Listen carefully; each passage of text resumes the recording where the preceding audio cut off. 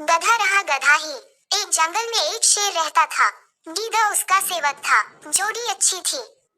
शेरों के समाज में तो उस शेर की कोई इज्जत नहीं थी, क्योंकि वह जवानी में सभी दूसरे शेरों से युद्ध हार चुका था, इसलिए वह अलग थलग रहता था। उसे गीदड़ जैसे चमचे की सख्त जरूरत थी जो 24 घंटे उसकी चमचागिरी करता रहे। गीदड़ को बस खाने का जुगाड़ चाहिए था। पेट भर जाने पर गीदड़ उस शेर की वीरता के ऐसे गुण गाता कि शेर का सीना फूलकर दुगना चौड़ा हो जाता। एक दिन शेर ने एक बिगड़ जंगली सांड का शिकार करने का साहस कर डाला। सांड बहुत शक्तिशाली था। उसने लात मारकर शेर को दूर फेंक दिया। जब वह उठने को हुआ तो सांड ने फाफा करते हुए शेर को सींगों से एक पेड़ के साथ रख दिया। किसी तरह शेर जान बचाकर भागा। शेर सींगों की मार से काफी जख्मी हो गया था। कई दिन बीते, परंतु शेर के जख्म ठीक होने का नाम नहीं ले रहे थे। ऐसी हालत में वह शिकार नहीं कर सकता था। स्वयं शिकार करना गीदड़ के बस का नहीं था। दोनों के भूखों मरने की नौबत आ गई। शेर को यह भी भय था कि खाने का जुगाड़ समाप्त होने के कारण गीदड़ उसका साथ न छोड़ जाए। शेर ने एक दिन उसे सुझाया, देख, जख्मों के कारण मैं दौड़ नहीं सकता। शिकार कैसे करूं? तू जाकर किसी बेवकूफ से जानवर को बातों में फंसाकर यहाँ ला। मैं उस झाड़ी में छिपा रहूंगा। गीदड़ को भी शेर की बात जंच गई। वह किसी मूर्ख जानवर की तलाश में घूमता घूमता एक कस्बे के बाहर नदी घाट पर पहुंचा। वहां उसे एक मरियल सा गधा घास पर मुंह मारता नजर आया। वह शक्ल से ही बेवकूफ लग रहा था। गीदड़ गधे के निकट जाकर बोला, पाए लागू चाचा, बहुत कमजोर हो गए हो, क्या बात है?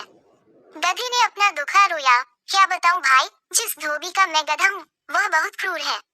दिन भर धुलाई करवाता है और चारा कुछ देता नहीं।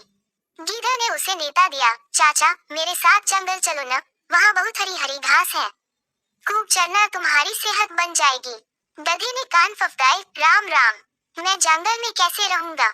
जंगली जानवर मुझे खा जाएंगे। चाचा, तुम्हें शायद पता नहीं कि जंगल में एक बगुला भगत जी का सत्संग हुआ था। उसके बाद सारे जानवर शाकाहारी बन गए हैं। अब कोई किसी को नहीं खाता। गीदड़ बोला और कान के पास मुंह ले जाकर दाना फेंका। चाचू, पास के कस्बे से बेचारी गधी भी अपने धोबी मालिक के अत्याचारों से तंग आकर जंगल में आ गई थी। वहाँ हरी हरी घास खाकर वह खूब लहरा गई है, तुम उसके साथ घर बसा लेना। गधी के दिमाग पर हरी हरी घास और घर बसाने के सुनहरे सपने छाने लगे। वह गीदड़ के साथ जंगल की ओर चल दिया। जंगल में गीदड़ गधे को उसी झाड़ी के पास ले गया जिसमें शेर छिपा बैठा था। इससे पहले कि शेर पंजा मारता, गधे को झाड़ी में शेर की नीली बत्तियों की तरह चमकती आंखें नजर आ गईं।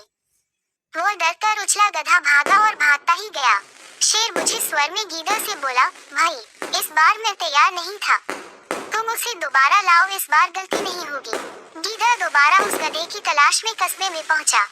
उसे देखते ही बोला, चाचा, तुमने तो मेरी नाक कटवा दी। तुम अपनी दुल्हन से डरकर भाग गए। उस झाड़ी में मुझे दो चमकती आंखें दिखाई दी थी, जैसे शेर की होती हैं।